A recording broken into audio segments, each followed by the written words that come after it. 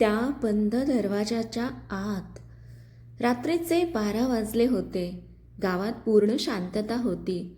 फक्त वाऱ्याचा हलका आवाज आणि कधीमधी कुत्र्यांचे भुंकणे ऐकू येत होते. आरव आपल्या जुन्या वाड्यात एकटाच बसला होता. हा वाडा त्याच्या आजोबांचा होता, पण अनेक वर्षापासून तो बंद होता. गावात सगळे म्हणायचे त्या वाड्यात काहीतरी आहे, पण आरवला अशा गोष्टींवर विश्वास नव्हता. तो हसत म्हणाला, भूत काही नसतं, सगळं मनाचा खेळ असतो. तो मोबाईलवर व्हिडिओ शूट करत होता यूट्यूबसाठी. Haunted house exploration. वाड्याच्या आत सगळं धुळीने झाकलेलं होतं. जुनी चित्र, तुटलेली खुर्ची आणि भिंतीवर लटकणारे घड्याळ जे थांबलेलं होतं. अचानक टक टक टक. आरव थबकला. कोण आहे? तो मोठ्याने म्हणाला. उत्तर काहीच नाही, पण आवाज पुन्हा आला. यावेळेस तो आवाज वाड्याच्या शेवटच्या खोलीतून येत होता. त्या खोलीचा दरवाजा बंद होता आणि त्यावर जाड साखळी लावलेली होती. आरव जवळ गेला. त्याच्या हातात कॅमेरा थरथरत होता. ही खोली का बंद आहे? त्याने स्वतःशीच विचार केला. गावात एक गोष्ट प्रसिद्ध होती.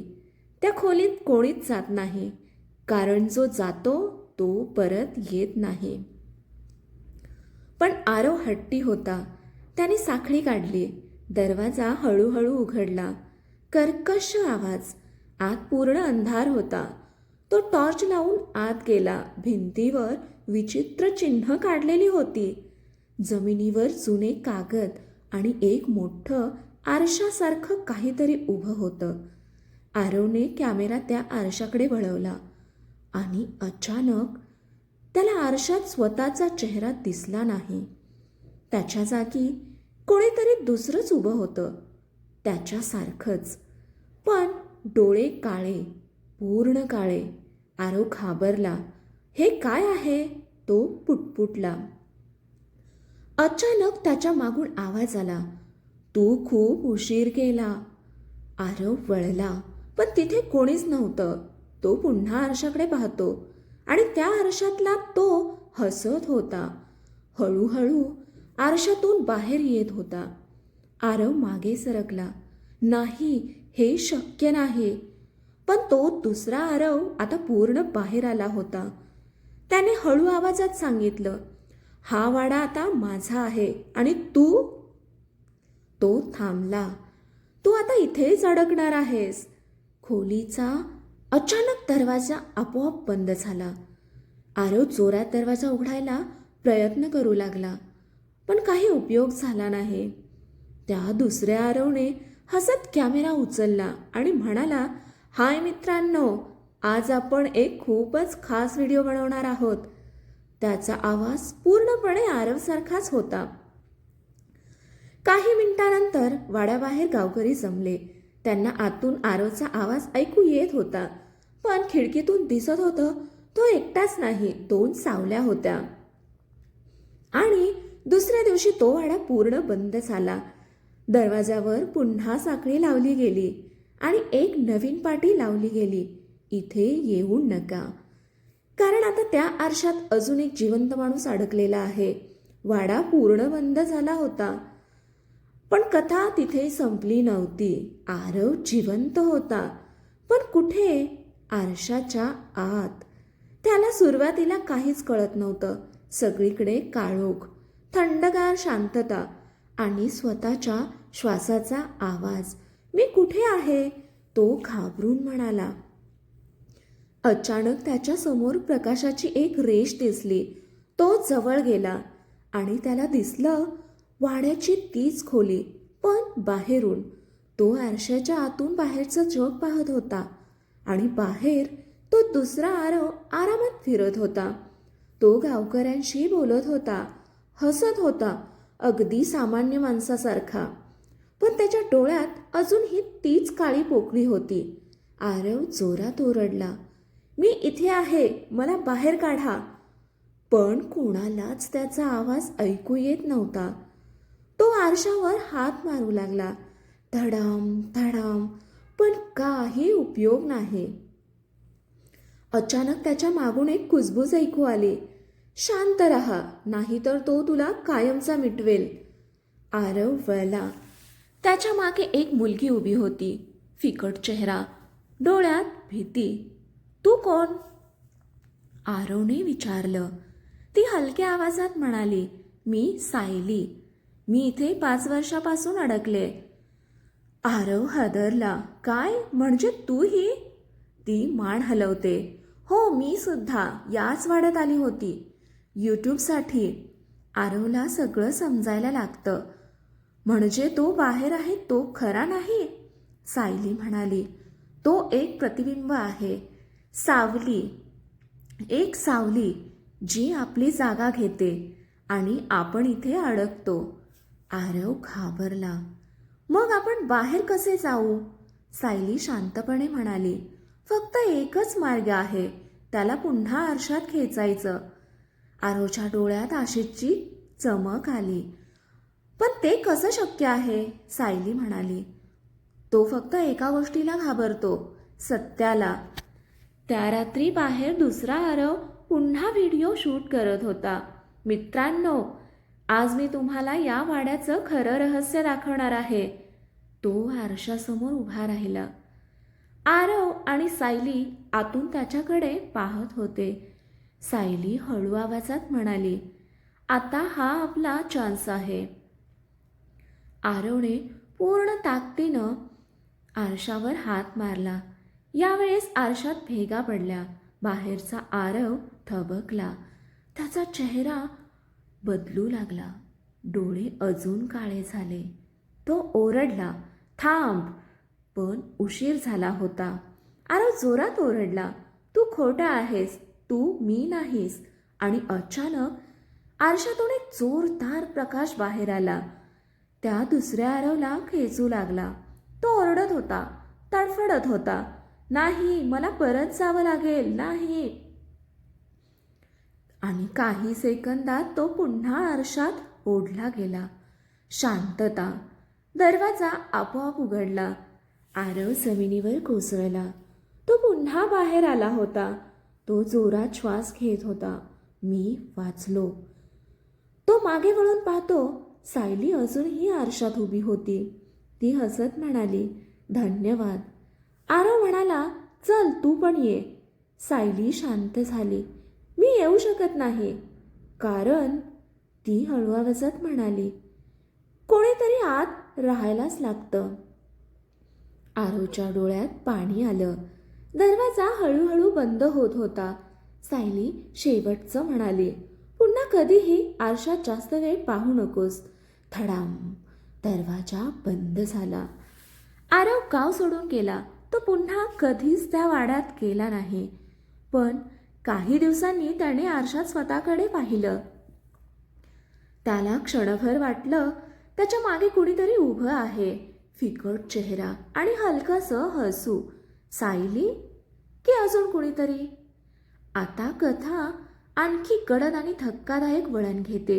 सायलीचं खरं रहस्य. आरवने ठरवलं तो पुन्हा कधीही त्या वाड्याकडे जाणार नाही. पण काही गोष्टी आपण ठरवतो आणि काही गोष्टी आपल्याला खेचत नेतात. त्या रात्रीनंतर त्याचं आयुष्य बदललं होतं. झोप लागत नव्हती. डोळे मिटले की आरसा दिसायचा. त्या आरशात सायली. ती काहीतरी सांगायचा प्रयत्न करत होती. एका रात्री आरव अचानक जागा झाला. त्याच्या खोलीत थंड वारा फिरत होता आणि समोरच्या आरशावर कुणीतरी बोटाने लिहिलं होतं, परत ये. आरव घाबरला. हे कसं शक्य आहे? त्याने लाईट लावला, पण ते शब्द हळूहळू गायब झाले. त्या क्षणी त्याला कळलं, ही फक्त आठवण नाही, कुणीतरी त्याला पुन्हा बोलावत आहे, पुन्हा वाड्याकडे. दुसऱ्या दिवशी आरव परत त्या वाड्याकडे निघाला. गावातले लोक त्याला पाहून घाबरले. एक म्हातारा माणूस म्हणाला, तू परत का आलास? तिथं मृत्यू आहे. आरव शांतपणे म्हणाला, माझं काहीतरी तिथं अडकलेलं आहे. बंद दरवाजा पुन्हा उघडतो वाडा तसाच होता, शांत, अंधारलेला. तो हळूहळू त्या खोलीजवळ गेला. दरवाजा पुन्हा साखळीने बंद होता, पण यावेळेस साखळी आपोआप खाली पडली. आरव थबकला. सायली? तो पुटपुटला. दरवाजा आपोआप उघडला. आता तोच आरसा, पण यावेळेस आरशात फक्त सायली नव्हती. तिथे अनेक चेहरे होते, विविध लोक, वेगवेगळ्या वयाचे, सगळे आत अडकलेले. ते सगळे आरवकडे पाहत होते आणि एकदम सगळ्यांनी एकाच वेळी हात पुढे केले. वाचव, आम्हाला वाचव. आरव मागे सरकला. हे काय आहे? अचानक सायली पुढे आली, पण यावेळेस ती आधीसारखी शांत नव्हती. तिच्या चेहऱ्यावर एक विचित्र हसू होतं. तू आलास, शेवटी आलास, आरव म्हणाला. सायली, मी तुला वाचवायला आलोय. ती हसली आणि हळू आवाजात म्हणाली, मला वाचवायला? ती जवळ आली आणि अचानक तिचे डोळे काळे झाले. की स्वतःला अडकवायला? आरव थरकापला. तू काय म्हणतेस? सायलीचा आवाज बदलला, जड, भयानक. मी कधीच अडकले नव्हते. मीच सगळ्यांना इथे अडकवत होते. आरवला धक्का बसला. काय? ती हसली. हा आरसा माझा आहे. मी इथे अनेक वर्षापासून आहे आणि प्रत्येक वेळी मला बाहेर यायला एक नवीन माणूस लागतो. आरव मागे पाऊल टाकतो. म्हणजे तू मला फसवलंस? सायली शांतपणे म्हणाली. हो, तुला बाहेर काढणं हा प्लॅनच होता. अचानक आरशातून काळी सावली बाहेर येऊ लागली. ती सायलीचंच दुसरं रूप होतं. आता तू आत येणार. आरव पळायला वळतो, पण दरवाजा आपोआप बंद होतो. खोलीत अंधार पसरतो आणि सगळे आवाज एकत्र येतात. इथेच राहा, कायमचा. इथेच राहा, कायमचा. आरव घाबरलेला होता, पण यावेळेस तो थांबला. त्याने स्वतःशीच म्हटलं, मी पुन्हा अडकणार नाही. त्याने आजूबाजूला पाहिलं. भिंतीवर तीच विचित्र चिन्ह होती. त्याला आठवलं, तो सत्याला घाबरतो. आरव जोरात ओरडला, हा आरसा खोटा आहे. हे सगळं खोटं आहे. क्षणभर सगळं थांबलं. सायलीचा चेहरा बदलला. नाही, थांब. पण आरव थांबला नाही. तुझी ताकद फक्त भीतीत आहे. मी घाबरत नाही. अचानक आरशात मोठी भेग पडली.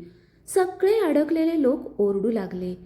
प्रकाश पसरला आणि एकामागून एक ते सगळे मुक्त होऊ लागले. सायली जोरात ओरडली, नाही, माझं राज्य संपणार नाही. पण आरसा पूर्णपणे तुटला. शांतता. काही वेळानंतर खोली पूर्ण शांत झाली. आरव जमिनीवर बसला होता. आरसा गायब झाला होता. सायलीही. सगळं संपल्यासारखं वाटत होतं, पण खरी गोष्ट इथे सुरू होते. आरव बाहेर पडला. सूर्य उगवत होता. त्याला वाटलं सगळं संपलं, पण त्याच्या हातावर एक लहानसा काळा डाग होता. तो हलत होता, जणू जिवंत. आणि अचानक त्याच्या कानात एक कुजबूज आली. खेळ अजून संपलेला नाही. तो काळा डाग काय आहे? सायली खरंच संपली का? की आता आरवच काहीतरी वेगळं बनत आहे? आता कथा शेवटच्या आणि सर्वात धक्कादायक टप्प्यात प्रवेश करते. सकाळ झाली. आरव वाड्याबाहेर उभा होता. सूर्य उगवत होता. पक्ष्यांचा आवाज, सगळं अगदी सामान्य. पण आरवच्या आत काहीतरी बदललं होतं. त्याने हाताकडे पाहिलं. तो काळा डाग अजूनही तिथे होता. हळूहळू हलत होता, जणू श्वास घेत होता. आरव घाबरला. हे अजूनही संपलं नाही. बदल सुरू होतो. काही दिवस गेले. आरव परत शहरात आला. सगळं नॉर्मल दिसत होतं, पण तो नॉर्मल नव्हता.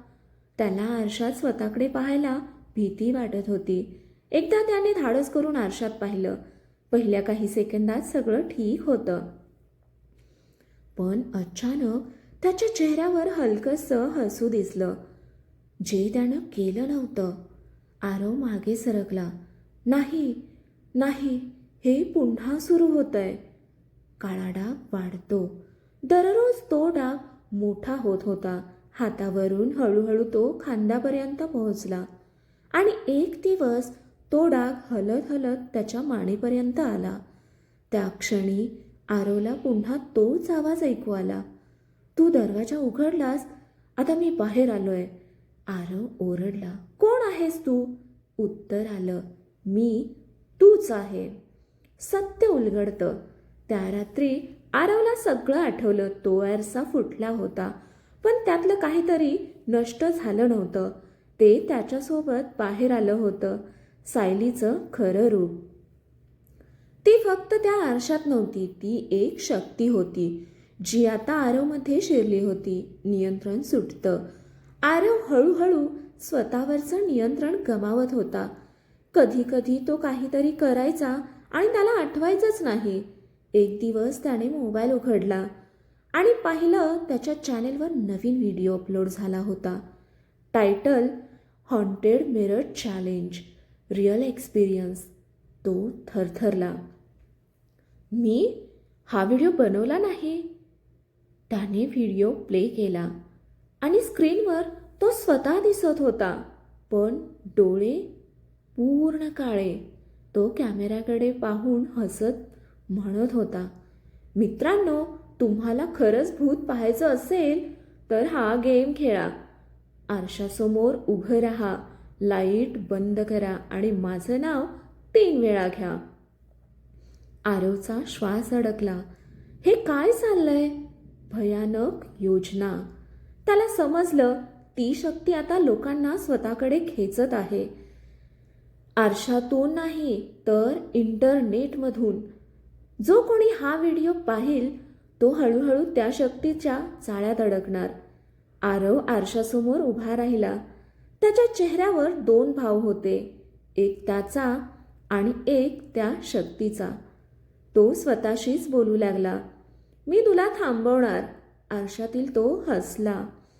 तू मला थांबवू शकत नाहीस, कारण आता मी हजारो लोकांमध्ये पसरलोय.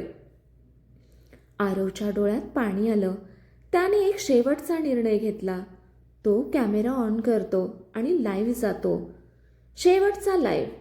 मित्रांनो, हा माझा शेवटचा व्हिडिओ आहे. जर तुम्ही तो दुसरा व्हिडिओ पाहिला असेल तर लगेच थांबा. आरशात पाहू नका, माझे नाव घेऊ नका. त्याचा आवाज थरथरत होता. अचानक त्याच्या मागे सावली दिसली.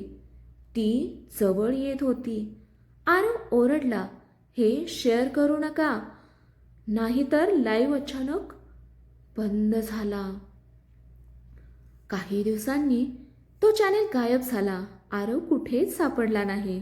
पोलिसांनी शोध घेतला, पण काहीच सापडलं नाही. फक्त त्याच्या खोलीत एक आरसा उभा होता. आजही काही लोक सांगतात की रात्री उशिरा जर तुम्ही आरशात पाहिलं तर काही सेकंदासाठी तुमच्या मागे कोणीतरी उभं असतं आणि हळू आवाजात म्हणतं, माझं नाव घेशील? द एंड की पुढची सुरुवात? आता कथा एका नव्या स्तरावर जाते. फक्त वाडा नाही, फक्त आरसा नाही, आता हे संपूर्ण जगात पसरत आहे. इंटरनेटच्या पलीकडचं सावट. आरव गायब झाल्यानंतर काही आठवडे सगळं शांत होतं. लोक हळूहळू विसरू लागले, पण इंटरनेट कधीच विसरत नाही. नवा एक व्हिडिओ येतो. एका रात्री रिया नावाची एक यूट्यूबर तिच्या चॅनेलसाठी स्क्रोल करत होती. अचानक तिला एक विचित्र व्हिडिओ दिसला. Title, do not watch this alone. Mirror rituals uploader unknown _000. Riya हसली. क्लिकबेट असेल, पण तिने व्हिडिओ प्ले केला. स्क्रीन पूर्ण काळा होता आणि काही सेकंदांनी हळूहळू एक चेहरा दिसू लागला.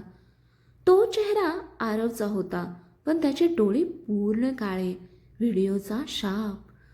व्हिडिओमध्ये आवाज आला, जर तू हा व्हिडिओ पाहत असशील तर तू आधीच उशीर केलायस.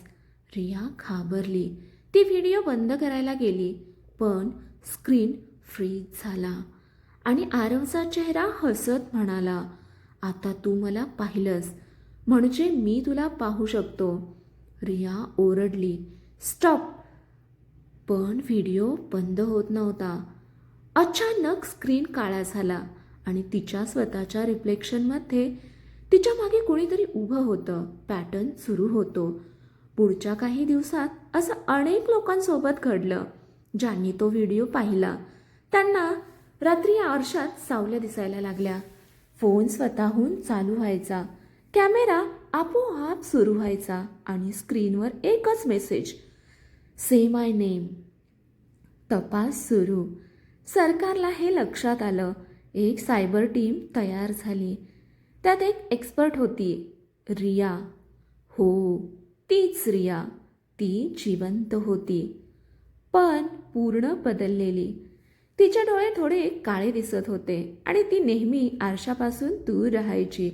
सत्य उघड होतं. रिया आणि तिची टीम शोध घेत होते हा व्हिडिओ कुठून येतोय. सर्व्हर ट्रेस केलं, IP ॲड्रेस शोधला, पण लोकेशन एक्झिस्टच करत नव्हतं. जणू तो व्हिडिओ या जगातून नाही. धक्कादायक शोध. एका रात्री रिया एकटी ऑफिसमध्ये काम करत होती. तिने पुन्हा तो व्हिडिओ उघडला. यावेळेस ती घाबरली नाही. ती हळू आवाजात म्हणाली, तू कोण आहेस? स्क्रीनवरचा आरव हसला, मी एक नाही, मी प्रत्येकात आहे. अचानक स्क्रीनवर अनेक चेहरे दिसू लागले. सायली, आरव आणि अजून शेकडो लोक. सगळे एकाच वेळी म्हणाले, आम्ही आरसा नाही, आम्ही प्रवेशद्वार आहोत. रिया थरथरली. कुठल्या जगातलं? उत्तर आलं, माझ्या भीतीच्या जगातलं. रिया समजली, हे थांबवायचं असेल तर हा व्हिडिओ डिलीट करून उपयोग नाही, कारण तो आधीच हजारो लोकांमध्ये पसरलाय. म्हणून तिने एक वेगळा प्लॅन केला. ती लाईव्ह आली. सगळ्यांनी ऐका, हा व्हिडिओ बघू नका, आरशात पाहू नका, आणि जर कोणाला आधीच सावल्या दिसत असतील तर. ती थांबली. तिच्या मागे आरसा होता आणि त्या आरशात आरव उभा होता.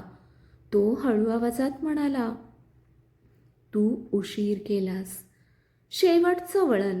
रिया हळूहळू वळली, आरशाकडे पाहिलं आणि ती हसू लागली.